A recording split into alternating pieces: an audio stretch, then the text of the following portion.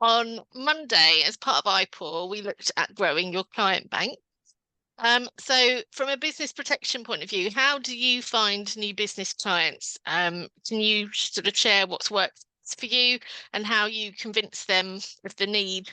I guess that's the obvious starting point.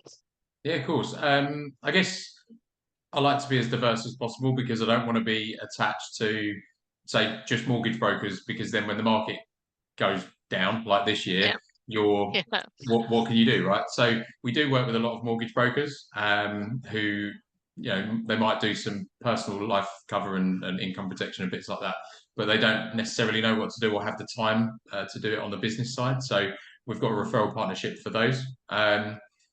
We also have a really strong network of professional introducers. So probably the three best avenues are solicitors, accountants, and other insurance brokers on the GI side. The latter, obviously, they deal with limited companies left, right, and centre.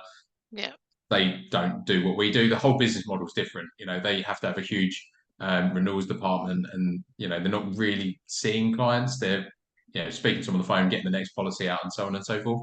Whereas yeah, with what we do, you need to have that much more in-depth conversation that can take absolutely ages, yeah, unfortunately, in some cases. And then solicitors, obviously, commercial solicitors who are doing shareholder agreements and things like that. That's a fantastic one, albeit that they are probably, and no offense to solicitors or accountants who hear this, but they're not generally the most salesy people in the world. So they yeah, don't necessarily want to put you in front of someone. But I've got a good working relationship with a few that do. And yeah, accountants are a fantastic resource if you can get them to do what you need them to do, which is obviously pass them in. But yeah, when the success that we've had, I mean, we've done accountants actual shareholder protection and bits and bobs like that. But I think when you're talking to them about the tax implications of if you put the shareholder protection in this structure or this structure, what it's going to look like, you're talking on more of a level playing field and they trust you. But yeah, also the fact that if you're protecting their clients, and this is the way that I position it, and maybe this is a follow-on question, but the way that we position it with accountants specifically is they've got a pyramid of clients. The top 20% are probably worth 80% of their revenue, the old rule. yeah, And the problem is that getting a new one of those top 20% is really difficult. yeah, So if they introduce them to us and we protect them, they're less likely to go bust if something bad happens. yeah, And that not only is good from a client servicing perspective, but it also protects their future revenue as a business themselves. yeah. So yeah, we try and sort of as broad as we can. Obviously, existing client referrals and networking. Yeah. Yeah, so it sounds like, I mean, we've talked about signposting in iPool before, and this sounds like the perfect example of it, right? And I guess as well, having accountants on board and understanding what you do is doubly helpful because they can help their clients structure their income and their money's in the right way for the products that you're talking to them about as well. So Exactly, and one of the big pieces that accountants are doing for those clients is advisory on what they can do to mitigate tax, right? And exactly, yeah, if they're, it's just the natural progression to talk about, executive income protection, relevant life, and bits and bobs like that. But yes, also with the fact that the employment rate's so high at the moment, businesses are looking to add value. I was talking to a big business the other day. They were actually introduced by another advisor who is in the same arena as us, but they do high net worth, okay, and they just don't do loads of business stuff. But yeah, they definitely don't do group schemes. So yeah, we were talking to the MD and FD. They basically said we've maxed out the salaries. We can't really do any more there, but we would like to give some money, well, some stuff yeah, back to them.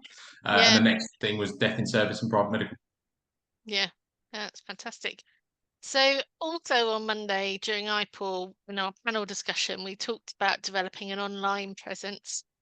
So I wonder what had worked best for you. We had a debate on the day about whether personal branding or corporate branding was best, Yeah. and the different platforms you can use. So perhaps you can share what you do and what works the best.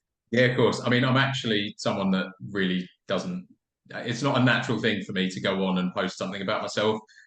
Yeah. my mantra's always been, if I know you very well, you know what's going on in my life, and if you Yeah. don't, you don't. And no, like, why would anyone care about what I'm doing, what I'm eating for lunch? Yeah. But I had to get over that, and I think for me the easiest one was LinkedIn, because it was a bit more. It was obviously a lot more professional than Facebook or Instagram or anything like that. So Yeah. I had to find my voice, really. So previous company, we had a business coach, and he forced us to do at least 3 posts a week. And you're Right. sitting there first thing in the morning, drinking a cup of tea, going, "Oh, I don't know what I'm going to write today." And Yeah. I just, the posts that I started coming out with at the time were more sort of, imagine this, and trying to write a short snippet, that gives an interesting enough narrative to capture attention, but also make sure that we deliver a message about the utility of some of these products, which, let's be honest, it's insurance. It's pretty boring, right? So if you Yeah. can bring it to life for someone, that's half the battle. And I've got a face for radio, so sometimes I'm like, oh, I can't find my angles. See all these people who are posing, and they've got some really good shots of themselves. I never seem to manage it personally, so I And so avoid those.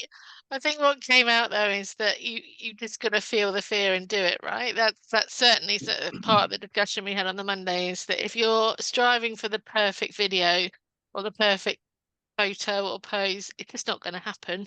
And the more Absolutely, and important thing is just get your message out, right?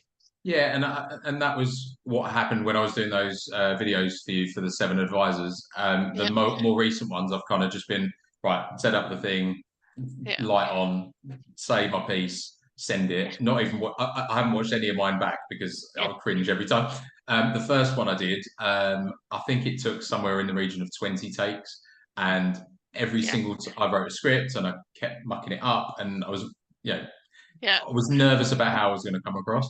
And then I didn't realise that the first frame I was gurning, which has then been on lots of posts on LinkedIn, and I think Emma Thompson's put it as the slide on her shout out for the project. So Yeah. yes, I'm really pleased about that. That's great.